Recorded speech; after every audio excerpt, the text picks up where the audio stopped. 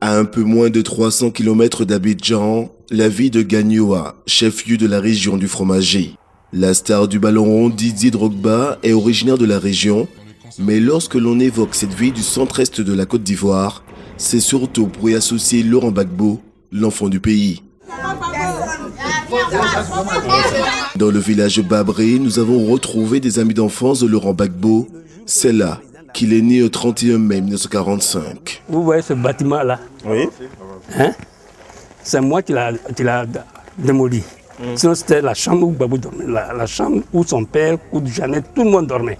Il avait cette idée d'être président de la République. Pas seulement d'être président de la République, mais changer la mentalité des Ivoiriens. Alors, quand nous nous sommes rencontrés, quelque part, je ne vais pas vous donner le nom, quelque part, je lui ai dit, comme tu es sûr d'être président de la République, il faut écrire, puis je vais garder. Et voici le papier qu'il a écrit pour me donner. Sur ce papier, c'est écrit à mon cher ami et camarade Gori Faustin. Je te recommande de travailler dur pour l'extension de l'idéal démocratique. Laurent Gbagbo. Vous voulez partir à la guerre pour M. Gbagbo? Aujourd'hui, comme demain, après-demain, je suis prêt à mourir pour Gbagbo. On attend le résultat d'Addis Abeba et puis on verra. Mais je ne pense pas que à Addis Abeba, on va mentir. Non, je ne pense pas. Au nom du combat politique, plusieurs personnes ont perdu la vie dans la ville de Gagnoa durant ces derniers mois. Il y a quelques jours, 3 militants pro-Ouattara sont décédés lors d'affrontements et manifestaient dans le cadre de l'appel à la grève générale lancé par Alassane Ouattara, le président de la Côte d'Ivoire reconnu par la communauté internationale. Du coup, les pro-Ouattara se font plus discrets. C'est pas facile. On ne peut pas manifester. Je vous assure que s'il y avait la liberté et que les gens devaient faire peut-être des meetings à Gagnoa, vous allez voir. Même moi qui suis à Gagnoa, je peux mobiliser plus que Blé Goudé actuellement. Ici, au coin d'une rue animée, quelques jeunes du RHGP se retrouvent chaque soir autour d'un thé. Assurés d'avoir remporté les élections, ils réclament le départ de Laurent Gbagbo. On travaille tous à la CIB, il a fermé. Quelques temps après, le marché de Gagnoa a été brûlé le 28 octobre 2008. Mais c'est méchant. Vous ne pouvez pas imaginer le RDA et le PDCI ensemble.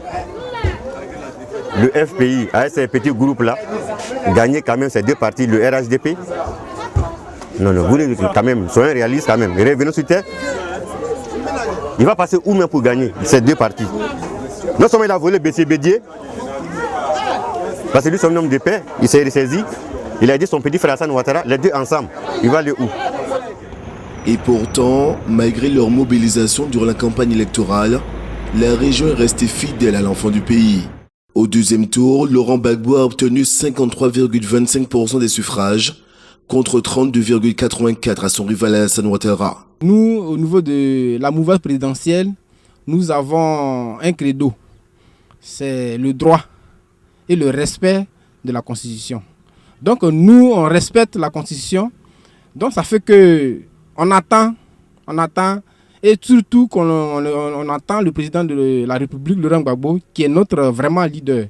Sous couvert d'anonymat, de nombreux habitants nous ont confié leur inquiétude. Constitution, écomog, guerre, dignité, souffrance reviennent dans la plupart des conversations. Sur la place Laurent Gbagbo, des jeunes ont trouvé la parade au long des bases sociopolitiques, en jouant au football ou en pratiquant le karaté.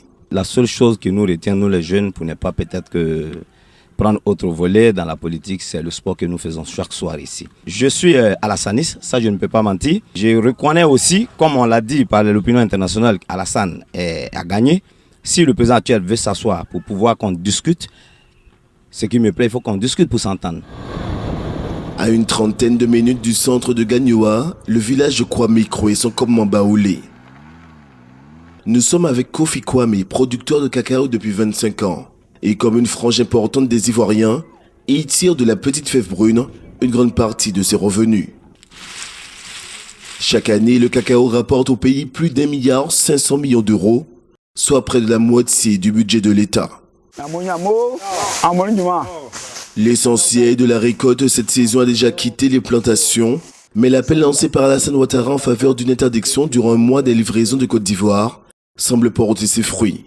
6 entreprises qui représente plus de 50% de la récolte ivoirienne de fèves de cacao, ont suspendu momentanément leurs achats. Une décision qui inquiète les producteurs locaux de cacao.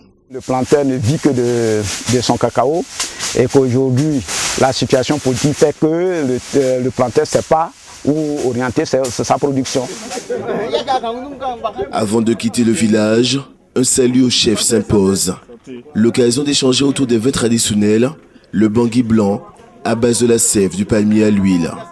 Ici, le ton est plutôt léger, on est bien loin des querelles autour de la présidence de la République.